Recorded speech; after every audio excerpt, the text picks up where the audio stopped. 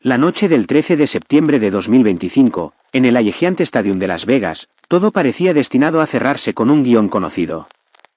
Saúl Canelo Álvarez subía al ring como campeón indiscutido del peso supermediano, el rostro más reconocible del boxeo moderno, un hombre que había dominado durante años y construido un imperio dentro y fuera del cuadrilátero.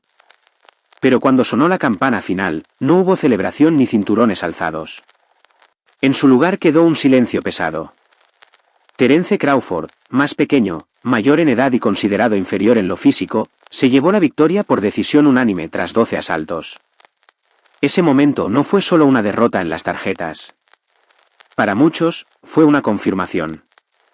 La prueba que parecía faltar para sostener las dudas que habían acompañado a Canelo durante años.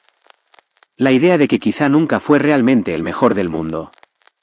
De que detrás de los títulos, las victorias y las cifras impresionantes existía una maquinaria de marketing perfectamente afinada, rivales elegidos con cuidado, y en ocasiones, decisiones arbitrales difíciles de explicar. Una imagen construida con tanta precisión que el mundo entero terminó creyendo en ella. Y ahí surge la gran pregunta. ¿Es Canelo una leyenda auténtica del boxeo o simplemente el producto más exitoso que esta industria ha sabido vender? ¿Un peleador verdaderamente extraordinario o una marca diseñada para triunfar en la era del espectáculo y los millones? Lo cierto es que estas dudas no nacieron esa noche. Han acompañado a Canelo casi toda su carrera. Desde las críticas por enfrentar a rivales más pequeños. Desde las decisiones polémicas que siempre parecían caer de su lado.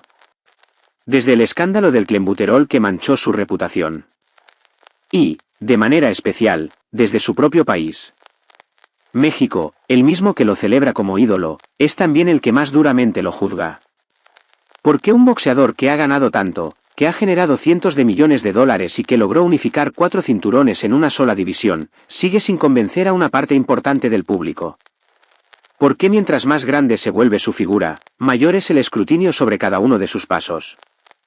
¿Y por qué las críticas más feroces no vienen de sus rivales ni de la prensa extranjera, sino de quienes levantan la bandera mexicana cada vez que él entra al ring? Tal vez porque la historia de Canelo no es solo una sucesión de victorias y derrotas. Es la historia de cómo un niño pobre que vendía paletas en las calles de Jalisco se convirtió en un símbolo global. Es también un reflejo de cómo funciona el boxeo moderno, de esa línea tan delgada que separa el talento real del poder del marketing. Y, sobre todo, es la historia del precio que se paga por convertirse en el rostro de todo un deporte. En este vídeo no vamos a mirar a Canelo como un ídolo intocable, pero tampoco como alguien a quien le regalaron el camino.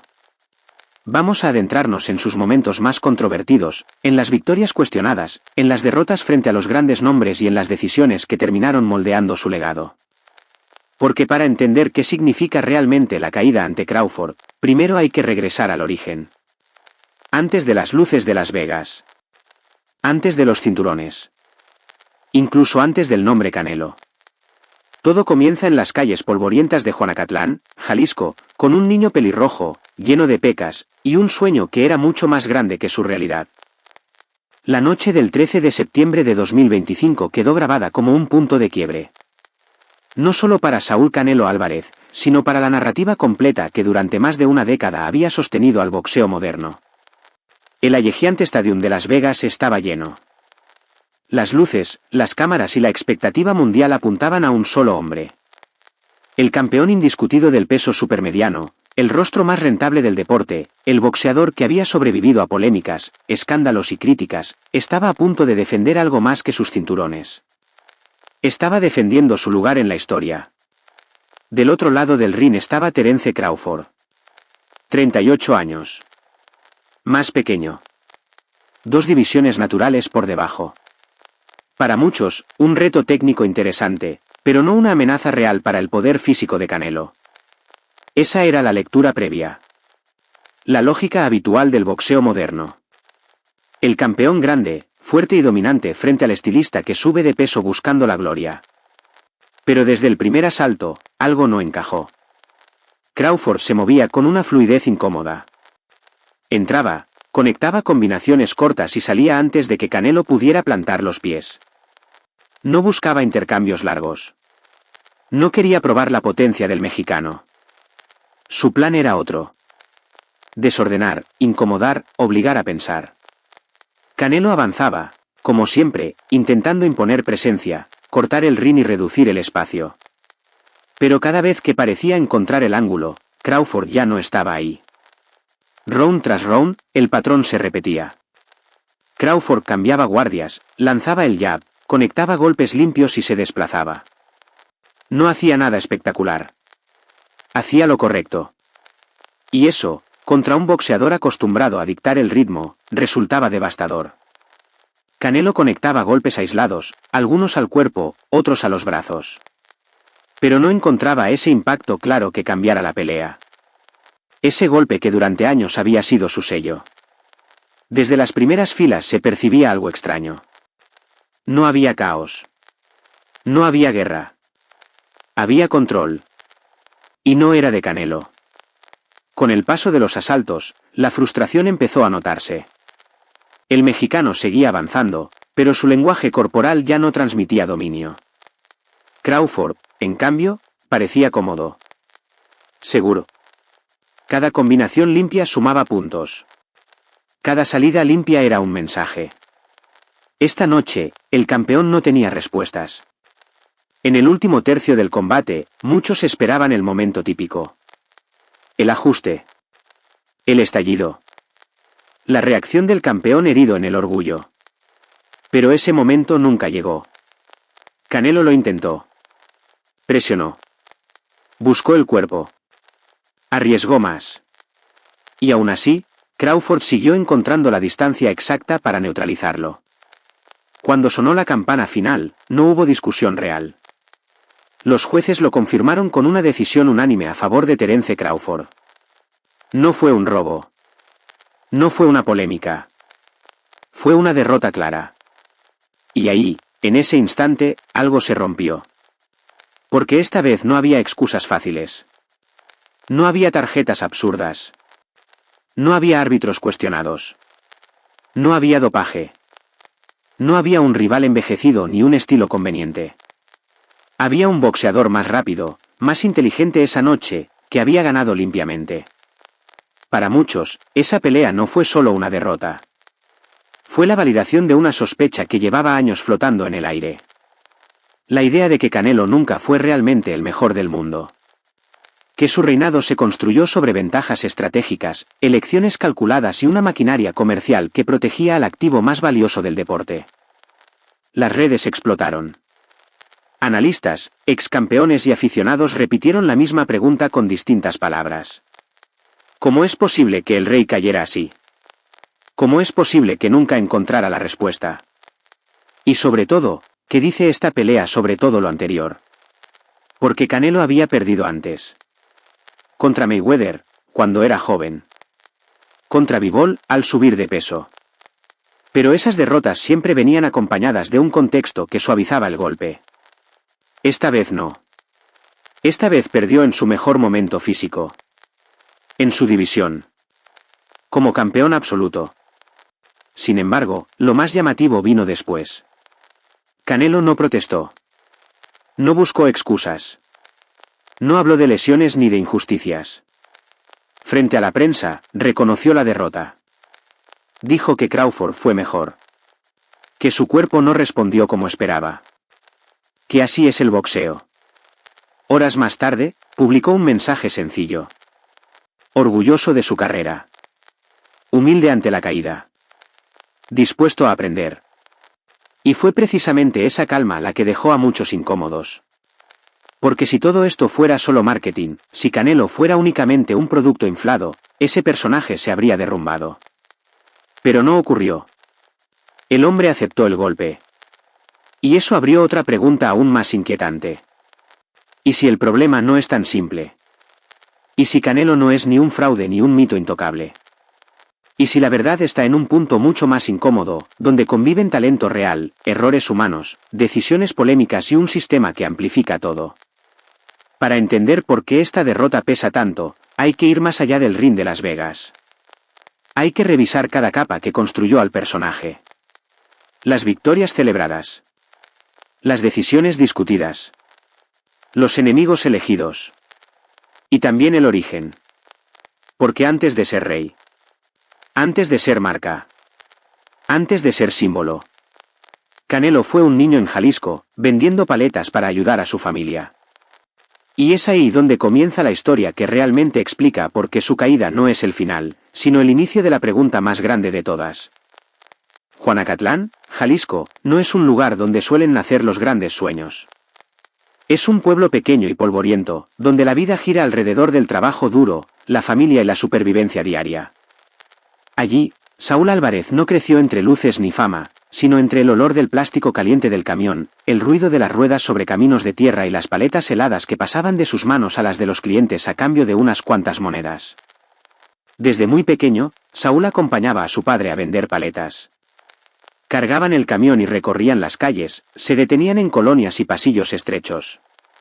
Saúl bajaba con la hielera, ofrecía el producto y cobraba. No era un juego. Era trabajo. Cada moneda contaba. Ese niño pelirrojo, lleno de pecas, entendió demasiado pronto que nada llegaba gratis. Al volver a casa, Saúl no estaba solo. Era el menor de una familia numerosa. 7 hermanos, 6 de ellos hombres. Y lo que veía todos los días eran guantes, golpes y sudor. Sus hermanos entrenaban boxeo como parte de la rutina diaria. No para ser famosos, sino para ser fuertes, para defenderse y para hacerse respetar en un entorno donde la debilidad se pagaba caro. El primero en encender la chispa fue Rigoberto, el hermano mayor. Para él, el boxeo no era solo un deporte. Era un sueño. Admiraba a Julio César Chávez, la gran leyenda del boxeo mexicano, símbolo de resistencia y orgullo. Rigoberto soñaba con ser como su ídolo, con subir a un ring y cambiar su destino. En Juanacatlán, si alguien te molestaba, más valía saber defenderte. El boxeo, de esa forma, se convirtió en parte de la cultura familiar. Y también en la fuerza que marcó el destino de Saúl Álvarez. En la escuela, Saúl no tuvo una infancia fácil. Su cabello rojo y sus pecas lo convirtieron en blanco de burlas constantes. Las bromas pronto se transformaron en acoso. Rigoberto, a quien Saúl admiraba profundamente, le dio un consejo directo. Si te obligan a pelear, aprende a usar las manos. Saúl lo tomó en serio. No con palabras, sino con hechos. Poco a poco comenzó a imponerse a niños más grandes que él. En la escuela ya no sabían qué hacer con ese chico explosivo y terminaban expulsándolo una y otra vez. Pero detrás de esa agresividad había algo más profundo. Una necesidad urgente de demostrar su valor. Cuando Saúl tenía 8 años, Rigoberto se fue a Tijuana para intentar convertirse en boxeador profesional. Para Saúl fue un golpe emocional, pero también una señal clara. Desde ese momento supo lo que quería. Quería ser como su hermano. Quería ser como Julio César Chávez. Tijuana, sin embargo, no le dio a Rigoberto lo que esperaba. El sueño se rompió y regresó a casa. Saúl lo esperaba en la entrada. No lo abrazó ni le hizo preguntas. Lo primero que pidió fueron los guantes. Rigoberto se rió y se los entregó. Minutos después, Saúl desapareció. 10 minutos más tarde regresó acompañado de sus amigos del barrio, todos listos para boxear. Rigoberto observó y quedó sorprendido. Saúl sabía lanzar golpes, sabía moverse. No de forma técnica, pero sí natural. Como si hubiera aprendido simplemente mirando a sus hermanos durante años. Rigoberto se acercó y le hizo una pregunta que lo cambiaría todo. ¿De verdad quieres ser boxeador? Saúl respondió sin dudar. Sí, quiero ser como tú. Rigoberto sonrió y dijo algo que con el tiempo sonaría casi profético. Quiero que entrenes todos los días. Pero no vas a ser como yo. Vas a ser mucho mejor. Comenzaron a entrenar en el garaje de Rigoberto. Desde el primer día, Saúl mostró una obsesión poco común. No quería hacer otra cosa que entrenar y mejorar. Su madre notó esa dedicación y empezó a creer que su hijo podía llegar lejos. Le decía que todo lo que soñara era posible, incluso ser campeón del mundo, pero solo si nunca se rendía. Desde muy joven, Saúl tuvo ejemplos claros frente a él. Su padre trabajaba vendiendo paletas para llevar dinero a casa. Su madre no creía en la suerte. Siempre repetía que si se quería algo, había que trabajar todos los días. Y Rigoberto le enseñó que no era obligatorio conformarse con lo que se tenía, que se podía aspirar a más. Años después, Canelo diría que ahí estaba la base de todo. No en el talento, sino en la ética de trabajo que aprendió en casa. Con el tiempo, Rigoberto se dio cuenta de algo inquietante. Saúl aprendía demasiado rápido. Lo que él podía enseñarle ya no era suficiente. Necesitaba un entrenador de verdad. Para encontrarlo, lo llevó a un torneo amateur con la esperanza de que alguien se fijara en él. Ese alguien fue José Chepo Reynoso. Al verlo, la primera impresión de Chepo fue que Saúl era demasiado joven. Su rival parecía más grande y fuerte. Todo indicaba que el chico sería superado. Rigoberto solo pidió una cosa: que no dejara de mirar el combate. En el segundo asalto, Saúl derribó a su oponente. Chepo quedó impactado. Ese mismo día decidió entrenarlo. Y hasta hoy, Chepo y su hijo Eddie Reynoso siguen siendo las figuras clave en la esquina de Canelo. Fue Chepo quien le dio el apodo que lo acompañaría toda la vida. Al ver su cabello color canela, empezó a llamarlo Canelito. Pero con el tiempo, lo diminuto desapareció. Solo quedó Canelo. Bajo la guía de Chepo, la técnica de Saúl creció a pasos agigantados. A los 13 años ganó plata y luego oro en el Campeonato Nacional Juvenil de México. Las victorias se encadenaban una tras otra. Su récord amateur llegó a 44 triunfos, 12 por nocaut y solo 2 derrotas. Entonces surgió un problema inesperado. Nadie quería pelear con él. Era demasiado fuerte y apenas tenía 15 años. Chepo buscaba rivales y nadie aceptaba. Comprendió que Saúl ya no tenía nada más que aprender en el boxeo amateur. El siguiente paso era inevitable: dar el salto al profesionalismo. Cuando Chepo habló con los padres de Saúl, hubo dudas. Era demasiado joven. Pero al final aceptaron. Y esa decisión cambió su vida para siempre. Saúl debutó como profesional con apenas 15 años. Sin reflectores, sin grandes cadenas de televisión. Solo un ring, un rival y un adolescente dispuesto a arriesgarlo todo. El árbitro detuvo la pelea para proteger al oponente. Saúl ganó por nocaut técnico. En ese instante, entendió que su futuro estaba en el boxeo. Dejó la escuela y se concentró por completo en entrenar. Fue una apuesta arriesgada. Y la presión aumentó cuando su novia adolescente quedó embarazada. A los 17 años, Saúl se convirtió en padre. La responsabilidad lo obligó a madurar de golpe. El boxeo dejó de ser un sueño. Se convirtió en la única vía para sobrevivir, para mantener a su hija y avanzar. Empezó a pelear con frecuencia, a veces una vez al mes.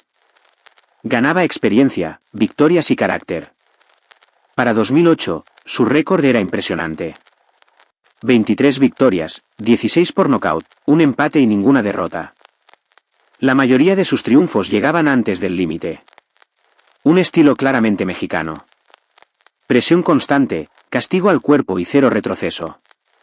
Ese estilo, junto con su origen humilde y su hambre de superación, sacó a Saúl Álvarez de las calles polvorientas de Jalisco y lo fue acercando a los grandes escenarios. Y desde ese punto, su historia dejó de ser solo la de un joven boxeador.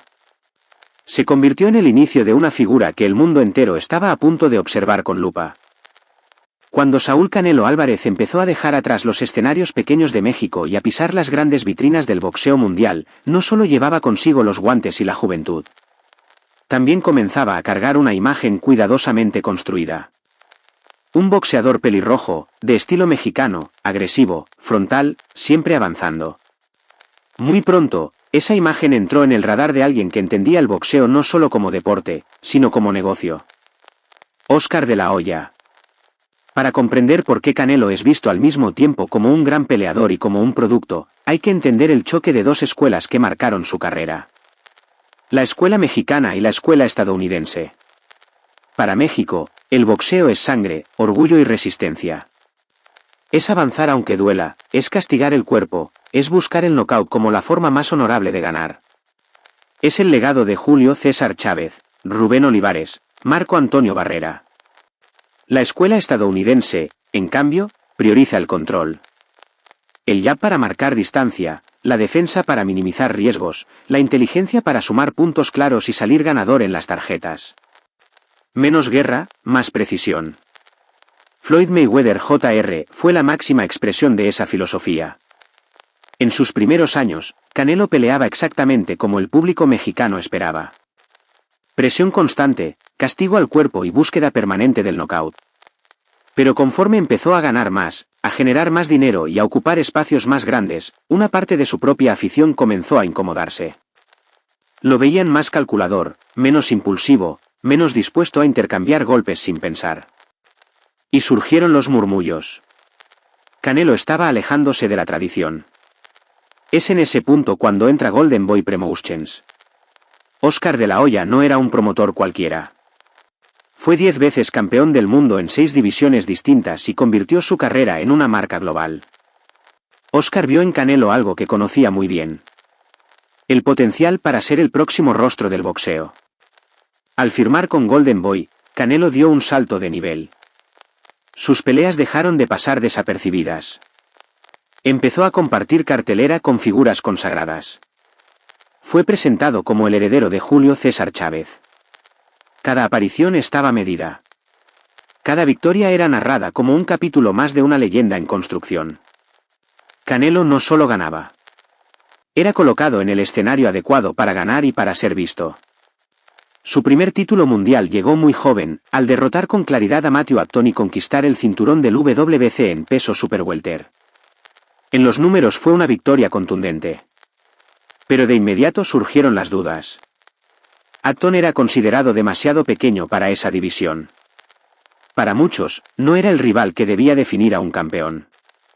Y otra vez apareció la sospecha de un camino cuidadosamente diseñado. Después vinieron los triunfos ante Sean Mosley, Ryan Rhodes y Alfonso Gómez. Boxeadores respetables, sí, pero lejos de su mejor versión. El discurso comenzó a repetirse. Canelo ganaba, pero no contra los mejores. Era campeón, pero aún no había probado su grandeza ante la élite real. Canelo también lo sabía. Y fue él mismo quien quiso cambiar esa percepción. Buscaba respeto, no solo cinturones. Por eso aceptó enfrentar a Austin Trout, un peleador invicto, zurdo, técnico y muy incómodo. Esa pelea marcó un antes y un después. Canelo no solo ganó. Derribó a Trout y se llevó la victoria de forma convincente. 2 cinturones en su poder y, más importante aún, la puerta hacia el nombre más grande del boxeo moderno se abrió. Floyd Mayweather Jr. Ese combate no fue una pelea más. Fue un examen de identidad. Canelo, joven, fuerte y en ascenso. Mayweather, invicto, cerebral y considerado el boxeador más completo de su generación. Cuando sonó la campana en el MGM Grand, el mundo entero miraba. Y en pocos asaltos quedó claro lo que estaba ocurriendo. Mayweather estaba en otro nivel. No por potencia, sino por inteligencia. Canelo lanzaba golpes, muchos golpes, pero la mayoría no encontraban blanco limpio. Mayweather esquivaba, giraba el hombro, respondía con precisión quirúrgica. Cada impacto suyo contaba en las tarjetas. Los golpes fallidos de Canelo no sumaban nada.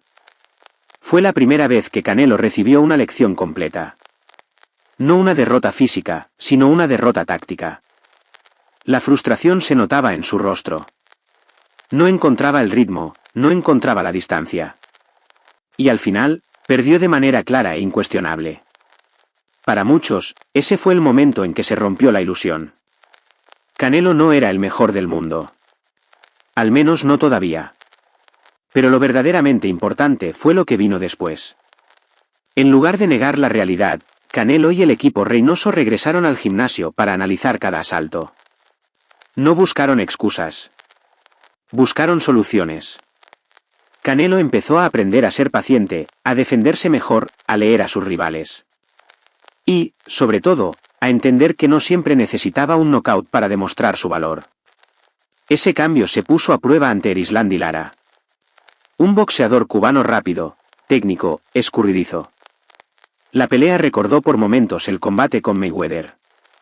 Lara mantenía la distancia, golpeaba y se movía. Canelo sufría, pero esta vez no se desesperó.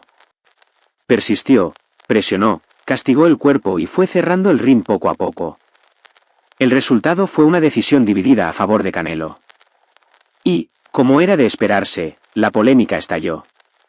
Muchos creyeron que Lara había sido más preciso.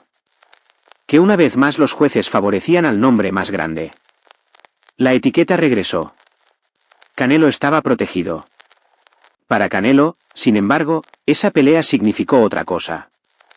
Demostró que podía adaptarse. Que podía sobrevivir y ganar en una batalla táctica. Pero el precio fue alto.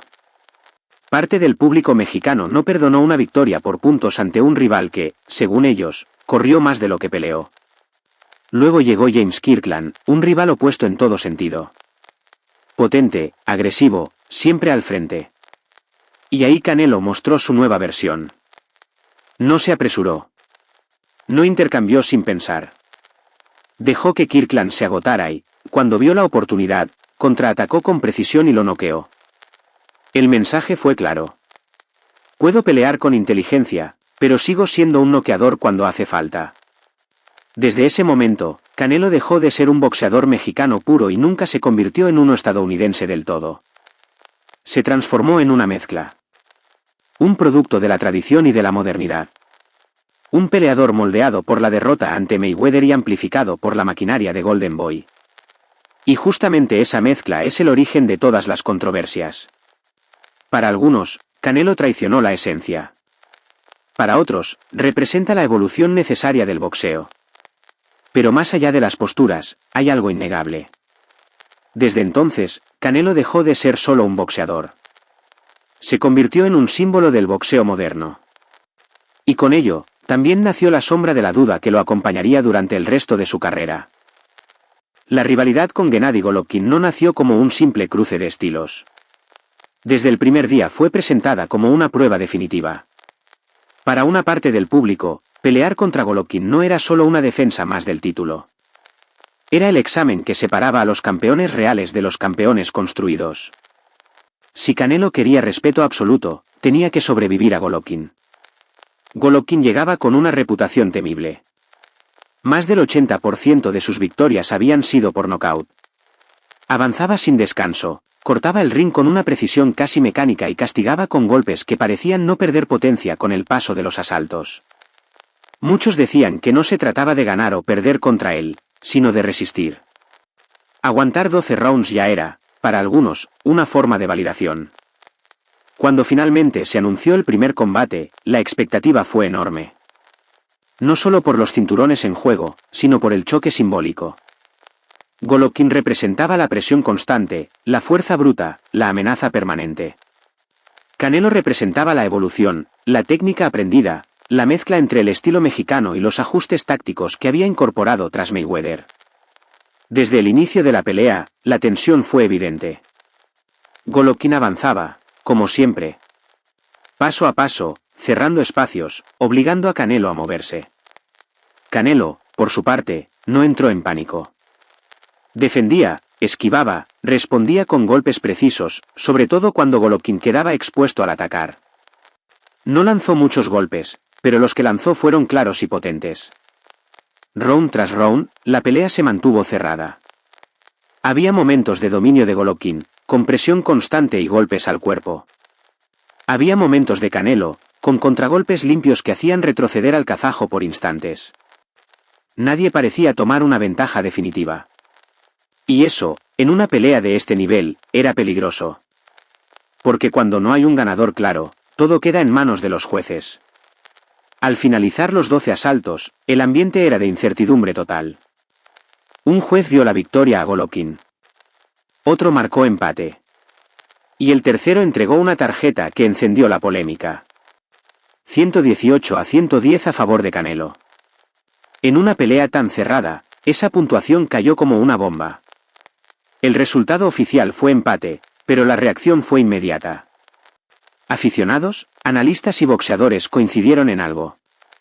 Esa tarjeta no reflejaba lo ocurrido en el ring. El nombre de la jueza, Adalaide Bert, se volvió viral en cuestión de minutos. El entrenador de Golovkin, Abel Sánchez, fue aún más lejos. Afirmó que la tarjeta parecía escrita antes de que sonara la campana inicial. La controversia fue tan grande que incluso Óscar de la Hoya, promotor de Canelo, admitió públicamente que no entendía esa puntuación. La Comisión Atlética de Nevada tuvo que intervenir. Declaró que la jueza no sería asignada a peleas importantes por un tiempo. Pero el daño ya estaba hecho. No había pruebas de que Canelo o su equipo hubieran influido en la decisión. No existía ninguna investigación que los señalara directamente. Sin embargo, la idea quedó sembrada. En el boxeo, a veces eso es suficiente. A partir de ese momento, para muchos, Canelo tenía algo más que talento. Tenía el sistema de su lado. Y cuando la confianza pública empieza a romperse, cualquier detalle se convierte en sospecha. La revancha se programó para el 5 de mayo de 2018. Pero antes de que esa fecha llegara, estalló un nuevo escándalo. Canelo dio positivo en un control antidopaje por clenbuterol. La noticia sacudió al boxeo mundial. No era una sustancia cualquiera. El clenbuterol está prohibido y asociado al aumento de masa muscular. La reacción fue inmediata. Los críticos no esperaron explicaciones. Para ellos, la prueba confirmaba todo lo que sospechaban. El equipo de Canelo respondió con una versión conocida en México. Carne contaminada. El clenbuterol es una sustancia utilizada ilegalmente para engordar ganado, y su presencia en la cadena alimentaria mexicana había sido documentada durante años. De hecho, la Agencia Mundial Antidopaje ya había reconocido que atletas mexicanos podían dar positivo por esa razón, sin intención de dopaje. En el caso de Canelo, las cantidades detectadas fueron mínimas. Entre 0,6 y 0,8 nanogramos por mililitro, niveles consistentes con contaminación alimentaria y no con uso deliberado. La Comisión Atlética de Nevada concluyó que no había dopaje intencional. Aún así, aplicó una suspensión de 6 meses. Más un gesto protocolario que un castigo severo. En términos legales, Canelo quedó limpio. En términos de imagen, el daño fue profundo. Después de la polémica con los jueces, pocos estaban dispuestos a creer en coincidencias. Golovkin aprovechó la situación. Acusó públicamente a Canelo de hacer trampa. Dijo que su físico parecía inflado de forma artificial. La rivalidad dejó de ser deportiva y se volvió personal. Durante meses, Canelo quedó fuera del ring. Silenciado. Observado. Cuestionado. Cada kilo de músculo, cada fotografía de entrenamiento, era analizada con lupa. Para un boxeador que ya vivía bajo sospecha, aquello fue una carga enorme. Finalmente, el 15 de septiembre de 2018, Canelo regresó. Y lo hizo con un planteamiento completamente distinto. Esta vez no iba a esperar. No iba a contragolpear. No iba a dejar dudas. Desde el primer round, Canelo avanzó. Se plantó en el centro del ring y obligó a Golovkin a retroceder. Fue un cambio radical. Por primera vez en su carrera, Golovkin se vio empujado hacia atrás de forma sostenida. Canelo castigó el cuerpo con dureza. Golpes a las costillas, al abdomen, buscando desgastar al kazajo. Golovkin respondió con golpes al rostro, con su clásico jab pesado y derechas rectas. La pelea fue intensa. Cerrada. Violenta. Cada round tenía intercambios claros. No había lugar para interpretaciones cómodas. Al finalizar los 12 asaltos, la sensación general era distinta a la del primer combate. Canelo había hecho más. Había asumido el riesgo. Había impuesto su presencia. La decisión fue victoria por mayoría para Canelo. No unánime, pero suficiente. Esta vez, la polémica fue menor. No desapareció del todo, pero el contexto era distinto. Canelo había dado un paso al frente. Había cambiado la narrativa. Esa noche no solo ganó una pelea. Ganó algo más difícil. Recuperó parte de la credibilidad perdida. Demostró que podía enfrentar a Golovkin sin refugiarse en la defensa. Que podía pelear con orgullo y agresividad cuando la situación lo exigía. Fuera del ring, la vida también avanzaba. Canelo se convirtió en padre de su único hijo varón, Saúl Adiel. Un acontecimiento que, según él mismo declaró, le cambió la perspectiva. La familia empezó a ocupar un lugar más visible en su discurso, aunque siempre cuidando la privacidad. Sin embargo, ni la victoria ni la paternidad borraron del todo las dudas. El estigma del dopaje, aunque técnicamente aclarado, seguía presente. Para algunos, Canelo había sido víctima de las circunstancias. Para otros, el episodio encajaba demasiado bien con la historia que ya querían creer. Y ahí radica la complejidad de esta etapa. Canelo había hecho casi todo bien dentro del ring. Había enfrentado al rival más temido. Había corregido errores. Había ganado. Pero la opinión pública no funciona como un marcador. No se reinicia tras una victoria. La sombra del clenbuterol y la herida abierta por la primera pelea con Golovkin se convirtieron en una marca permanente. Un recordatorio constante de que, en el boxeo moderno, no basta con ganar. Hay que convencer. Y convencer cuando la duda ya está sembrada es mucho más difícil.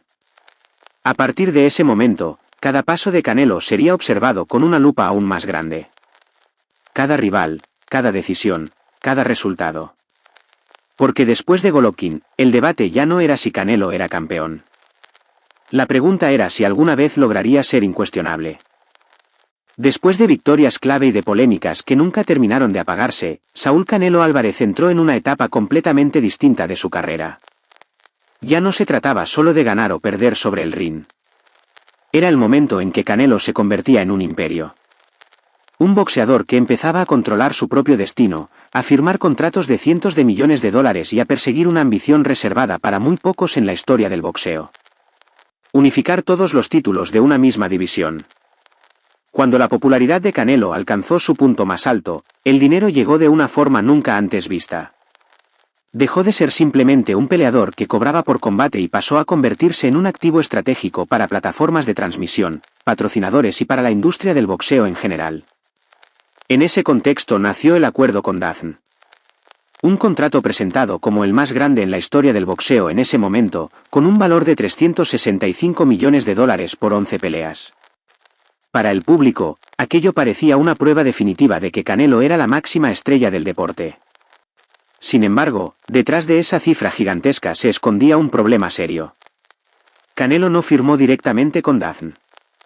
Lo hizo a través de Golden Boy Promotions, la empresa encabezada por Oscar de la Hoya. En teoría, el esquema era sencillo. Canelo peleaba, Golden Boy organizaba y DAZN transmitía. Pero en los detalles del contrato, el verdadero poder no estaba tan claro. Según Canelo, se le prometió libertad total para elegir a sus rivales. Según DAZN, ellos tenían la garantía de aprobar a los oponentes que aseguraran el mayor impacto comercial.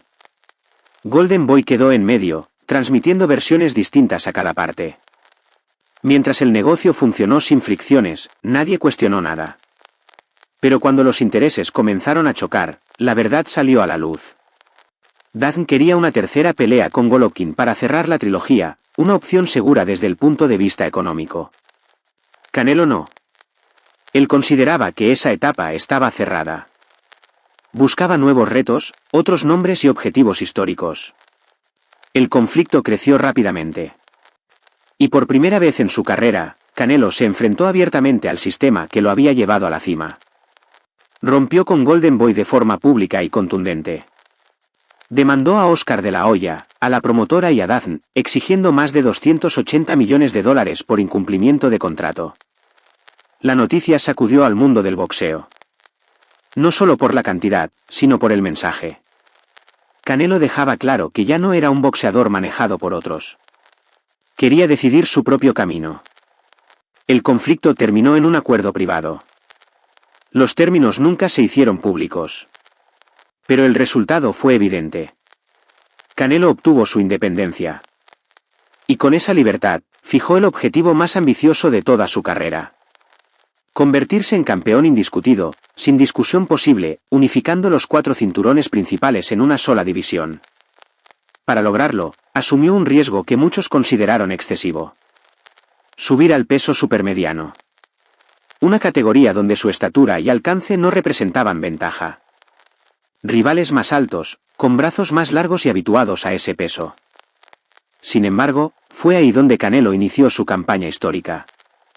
El primer objetivo fue Callum Smith. Campeón invicto, casi 15 centímetros más alto que Canelo y considerado el mejor supermediano del mundo. Antes de la pelea, la mayoría pensaba que Smith sería demasiado grande. Pero cuando sonó la campana, la historia cambió por completo. Canelo presionó, cortó el ring y lo llevó contra las cuerdas como si él fuera el peleador más grande. No buscó la cabeza de inmediato. Atacó el brazo izquierdo, el hombro y el bíceps de Smith hasta inutilizar su principal arma. Al finalizar la pelea, Smith admitió que desde el cuarto asalto ya no podía levantar el brazo. Canelo ganó con claridad y se llevó 2 cinturones. El siguiente paso fue Billy Joe Saunders. Un boxeador técnico, escurridizo, especialista en incomodar a sus rivales. La pelea fue cerrada y estratégica durante varios asaltos. Hasta que apareció un solo golpe. Un derechazo preciso de Canelo que fracturó el hueso orbital de Saunders. Su esquina no permitió que continuara. Canelo sumó el tercer cinturón. Sin polémica. Sin tarjetas. La última pieza del rompecabezas fue Caleb Plant, campeón invicto de la IBF. Plant comenzó bien. Se movía, utilizaba el jab y mantenía la distancia. Pero Canelo fue paciente. No se apresuró. Asalto tras asalto, la presión se fue acumulando. En el 11º round, Plant cayó 2 veces. El árbitro detuvo la pelea. Canelo había logrado lo que parecía imposible. Unificar los 4 cinturones en menos de un año. En ese momento, muchos de los argumentos en su contra perdieron fuerza. Ya no se hablaba de rivales pequeños ni de jueces favorables. Canelo ganó por nocaut técnico, impuso su estilo y lo hizo en una división nueva. Se convirtió en el primer campeón indiscutido en la historia del peso supermediano. Mientras tanto, su imperio fuera del ring también crecía. Inversiones en gasolineras, bienes raíces, moda y gimnasios. Canelo ya no solo generaba ingresos con sus peleas. Estaba construyendo un ecosistema alrededor de su nombre. Y eso, inevitablemente, reavivó las críticas. Para algunos, ya era más empresario que boxeador. Pero en esta etapa quedó algo claro. Ninguna campaña de marketing puede unificar 4 títulos si no existe capacidad real. Ninguna marca se sostiene si el producto es vacío. Canelo podía ser una marca, sí, pero una marca cimentada en victorias auténticas. Con la confianza en su punto más alto, decidió volver a desafiar sus propios límites. Subir una división más, al peso semipesado, en busca de una gloria todavía mayor. Esa decisión abriría una nueva etapa llena de consecuencias inesperadas. Pero antes de llegar ahí, hay que entender que en ese momento Canelo ya había alcanzado una cima que muy pocos boxeadores en la historia lograron tocar. Un imperio multimillonario, un campeón indiscutido y un nombre imposible de ignorar. La única pregunta que seguía en el aire era la misma de siempre. Cuando alguien ya lo tiene todo, ¿qué más necesita demostrar? ¿Y si los próximos pasos servirían para consolidar su legado o para revelar límites que ningún marketing puede ocultar? Llegados a este punto, la carrera de Saúl Canelo Álvarez ya no podía medirse con los mismos parámetros de siempre. Había títulos, dinero, fama y victorias históricas. Pero también había dudas, heridas abiertas y preguntas que no desaparecían. El tramo final de su historia no gira solo alrededor de lo que ganó, sino de lo que intentó probar cuando ya lo tenía todo. Tras unificar los 4 cinturones del peso supermediano, Canelo alcanzó una cima que muy pocos boxeadores han tocado. Campeón indiscutido, sin discusión reglamentaria posible. Para muchos, ese debía ser el punto final perfecto. El momento de consolidar el legado y protegerlo. Pero Canelo nunca fue un boxeador cómodo con la quietud. Su ambición siempre estuvo un paso más adelante. Decidió subir nuevamente de división, al peso semipesado. Una categoría donde las ventajas físicas desaparecen y los errores se pagan caros. No lo hizo por necesidad económica ni por presión externa. Lo hizo porque quería demostrar algo más. Quería probar que su grandeza no dependía de una división específica. Que podía imponerse también ante hombres naturalmente más grandes. El rival elegido fue Dmitry Bivol. Campeón invicto, técnico, disciplinado, con un estilo sobrio pero extremadamente efectivo. Desde antes de la pelea, las señales estaban ahí. Bivol no era un noqueador espectacular, pero sí un boxeador que entendía el control del ring, la distancia y el ritmo. Exactamente el tipo de rival que históricamente había complicado a Canelo. Cuando sonó la campana, la diferencia se hizo visible con rapidez. Bivol utilizó su alcance, su jab constante y su movilidad para mantener a Canelo fuera de distancia. Cada intento de avance era frenado.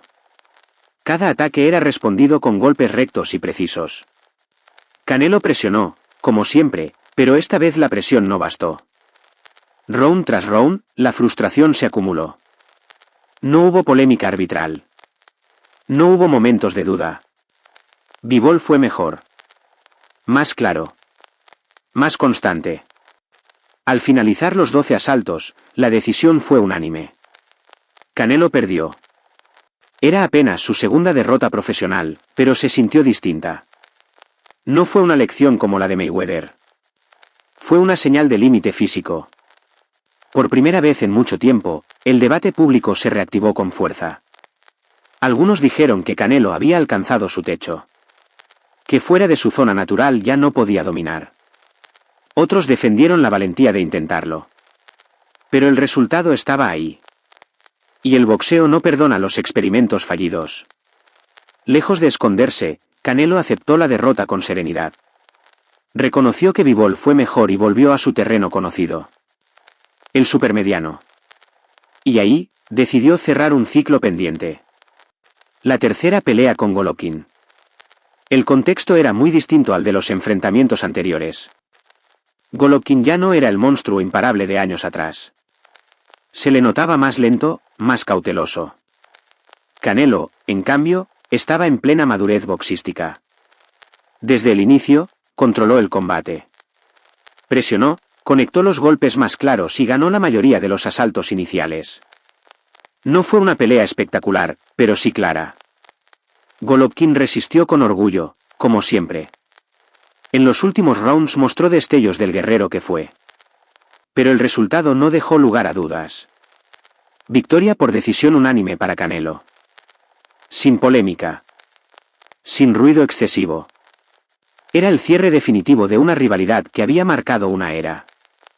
Después de eso, ocurrió algo simbólicamente importante. Canelo regresó a pelear en México. Más de una década había pasado desde su última presentación en casa. Guadalajara lo recibió como a un hijo pródigo. El estadio lleno, los mariachis, los colores nacionales. Frente a su gente, Canelo venció a John Ryder con autoridad. Pero esa noche no se trató solo del resultado. Fue un acto de reconciliación. Con su origen. Con su público. Parte del evento incluyó donaciones de boletos a personas que no podían pagar una entrada y aportes económicos a la comunidad local. El impacto económico para la región fue enorme. Más de 1.000 millones de pesos generados. Canelo siempre ha sido cuidadoso con su imagen pública. No habla mucho de sus obras sociales, pero existen. Donaciones tras el terremoto de 2017. Apoyo a niños con cáncer. Ayuda directa a personas que le escriben en redes sociales pidiendo asistencia médica. No lo exhibe. Pero tampoco lo niega. Fuera del ring, su vida también se transformó. Se consolidó como empresario. Invirtió en gasolineras, gimnasios, bienes raíces, moda. Construyó una estructura que le permite pensar más allá del boxeo. Al mismo tiempo, su familia creció. Hijos, responsabilidades, un entorno más estable. Y entonces llegó el momento que reabrió todas las preguntas. Septiembre de 2025. Las Vegas. Canelo, campeón indiscutido del supermediano, frente a Terence Crawford. Un combate presentado como el evento de la década. Transmitido globalmente. Crawford subía de peso. Canelo defendía su trono. Lo que ocurrió esa noche ya lo conocemos. Crawford fue más rápido, más preciso, más inteligente. Neutralizó a Canelo durante 12 asaltos y ganó por decisión unánime. Sin polémica. Sin excusas. Fue una derrota limpia.